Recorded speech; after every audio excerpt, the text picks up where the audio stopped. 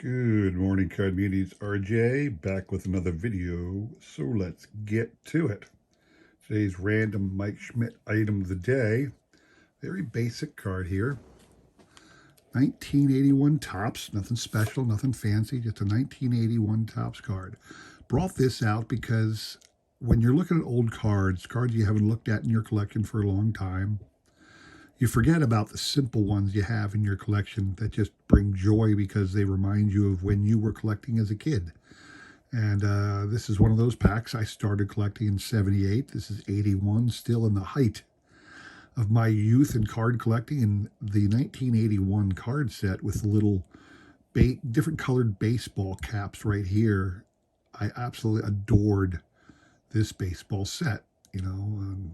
To organize, I organize by teams, and within my teams, I organize by positions. That's how I stored my cards. And to have all the Phillies players with the green background, these little red caps there, brought a lot of joy to my heart. Plus, it's a little bit Christmassy, and today is December the 1st, so a little portent to the Christmas season.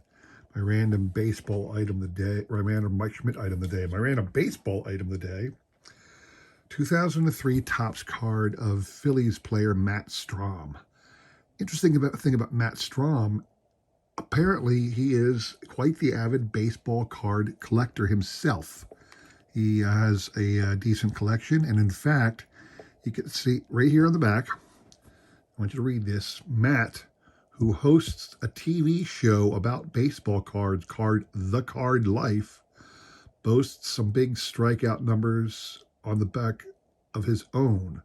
After joining the Phillies in 2023, he stuck out 27 of the first 69 foes that he faced. Matt Strahm is a baseball card aficionado, and down here in the Philly area has his own show called The Card Life. I think they broadcast it like once a week during the baseball season, like the Sunday morning before the Phillies game, the pregame show and all that. They'll put Matt's little thing in. I don't know how many episodes he actually did, but it was kind of funny to see this guy, a real pitcher, professional major leaguer, who has his own little card show on TV, on the local cable network out here. Matt Strahm. Today's trivia question. Prize I'll be playing for. Cool card. I just got this. It wasn't something I had asked for. That's why I'm willing to get rid of it. Not get rid of it, but trade it right away or make it as a prize right away. I did a trade with somebody, included this just as a thank you because of what I gave him in return. And it is a Topps Allen Ginter from 2020, but the Topps Chrome Allen and Ginter of Steve Carlton. So that's a cool prize you're playing for. Interesting question. See if you can figure this out. All right. It's a three-part question. All right. First, of all the Hall of Famers, most Hall of Famers, if they're players, they're elected and highlighted as one of the 9 positions on the field. They actually do distinguish between the 3 outfield positions.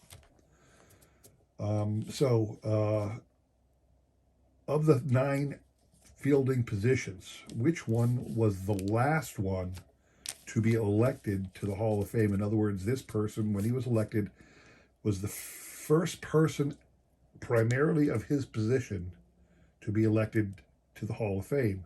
What position was that? Now, designated hitter doesn't count because it's not a fielding position, so I'm not asking for like Edgar Martinez or something. But what position was the last one to gain entrance into the Hall of Fame? Who was the individual to be so elected as the first person of this position ever elected? And in what year did it happen? That is your question. So name the position, the player, and the year of his election. All right? Send me an email with that information. I will include my email in the description below, along with the repeat of the question, and we'll pick a winner on Sunday. Sunday will be my last video for the month. It's interesting. I was planning, and in fact I did. I filmed a series of videos. I had purchased a box, and I'd shown this, I'd filmed all these videos. I purchased a box of 1990 Upper Deck high numbers off a collector. Didn't cost me but a couple bucks. I don't even think it was $20. And it was the Find the Reggie. And I opened this box, and I spent a while, all morning, one day, filming myself open up one pack a day, sometimes two, because there are 36 packs, and there's only 31 days. And I went through all of them. Now I saved one pack because I was going to rip one on. I would have had to do my Sunday trivia video on December the 3rd. So I kept one pack behind. Made all the videos from all the other days in December, and somehow they're gone. They were deleted. They're absolutely gone. They can't be recovered. I don't know where they are. Spent all that time because I was going to post one a day on my vacation. But they're gone. So instead, I'm simply going to be absent for the month of December. I was hoping to do that, but now I got nothing for you, and the entire month of December, I'm going to be just gone. But I will still rip that final pack for you right now. I'm not going to wait until Sunday. I did not find the Reggie Auto. I found a couple header cards. I found about 3 of the autographed cards that weren't autographed. You know, that same pose.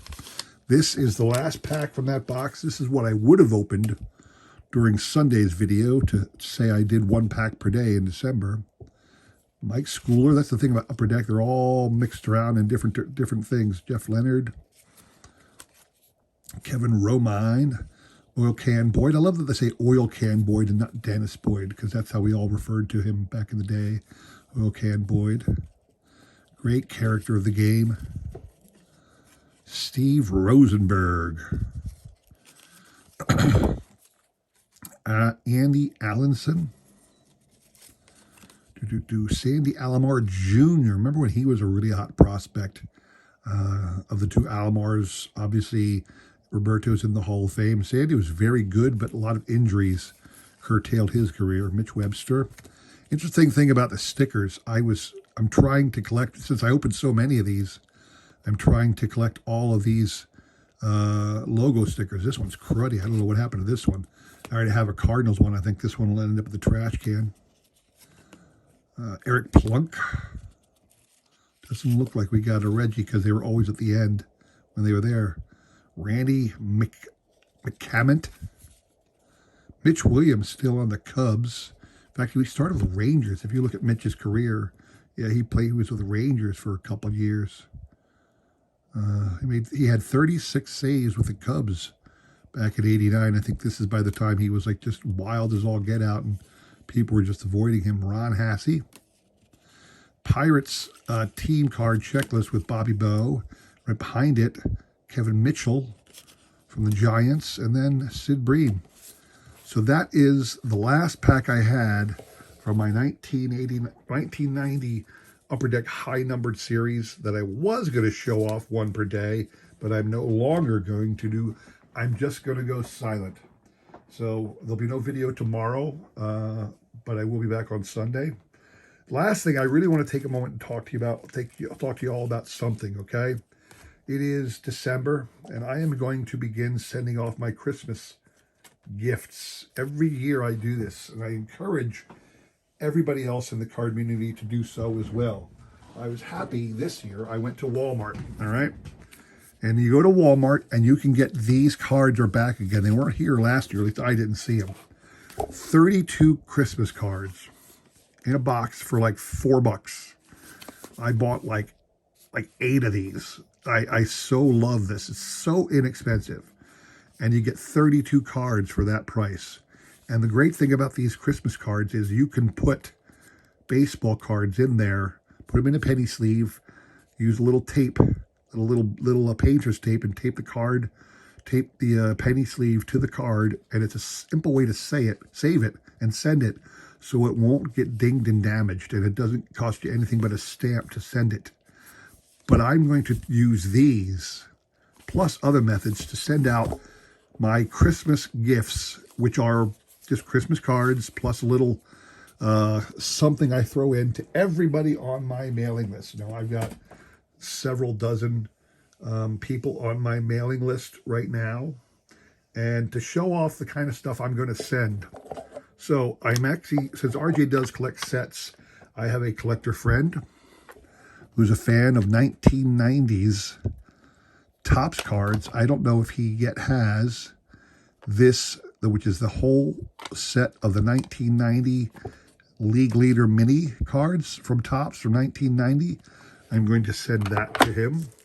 I have a collecting friend who is a big just card lover, and I know expressed interest in this set of Ted Williams Pog cards when I opened it. And in fact, I got 2 sets because the person I saw selling this on the bay was selling 2 for a very reasonable price. So I bought both, thinking I'd use one as trade or give away it. Well, I'm going to send this to that individual. Other things, like I know the boys up north, big Vladdy Jr. fans, so I might send one of these comic book cards from 2023 Topps Archives to one of the guys up north. And if anybody out there can tell me or is willing to provide me Pepino Man's mailing address, I owe him something. I will reach out to Pepino Man. I'll send him I'll provide him with my email address, see if he's willing to send me his mailing address. I've been meaning to send these cards to him for quite a while. This is a one of those, what are they called, chip cards or whatever. This is all the way back from 2021 Topps Archives, I believe, or maybe Heritage, from 2021. The chip card, a little like the bottom of a Dixie cup kind of a thing, but also that is from 2022, the manufactured back relic. I think this was the update version. Nope, Series 2. And it's the black parallel version, numbered to 299, since I know he's a big Mookie Betts fan. I've been meaning to send these to him for quite a while, but I never got his address. So if there's anybody else out there who's willing to send me Pepino Man's address, please send it via email. Otherwise, I'll have to hold on to it until I find him some other way. But again, I want to challenge you all. Reach out to your friends. Reach out to your fellow collectors, people you know, people you've regularly sent things to. Send them a Christmas card, but slip in any random baseball card or collectible you have that you're willing to part with, and just say, hey. Because I got a long list. Like I said, I got a couple dozen people on my list that I want to say Merry Christmas to and bless them a little with a cool collectible. So it's time for me to do that. I got a couple weeks before I'm gone officially, but I'm going to be logging off on Sunday, and I shan't be back again until January 1st. Just so happens that January 1st this year is a Monday, so it fits in perfectly with my filming schedule. So that's all I have for you all. A Merry Christmas to everybody. I'll repeat it on on Sunday because I'll be off most of December. So I'll say Merry Christmas to you guys all right now. Please keep an eye out for the. If I have your address, you know I have your address. Expect a card, okay? So thanks for watching. Please consider like, subscribing, commenting, and all that jazz. I really do appreciate that. And come back again one more time this month for the trivia recap on Sunday. Take care.